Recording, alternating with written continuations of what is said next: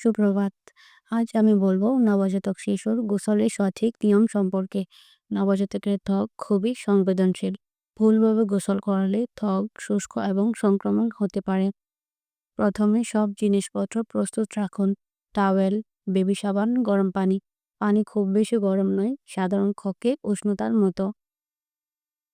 আপনি চাইলে পানি হাত দিয়ে পরীক্ষা করে নিতে পারেন। এক হাত দিয়ে শিশুকে আলতো করে ধরুন।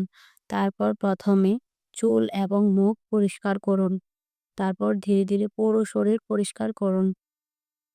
মনে রাখবেন, শিশুকে বেশি পরিমাণে সাবান ব্যবহার করানো যাবে না, কেননা বেশি পরিমাণে সাবান শিশুর ত্বককে শুষ্ক করে দেয়।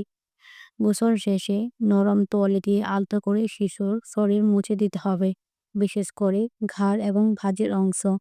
এভাবে গোসল করালে শিশু সতেজ এবং সুস্থ থাকবে। ভিডিওটি অবশ্যই লাইক এবং ফলো করতে ভুলবেন না। ধন্যবাদ।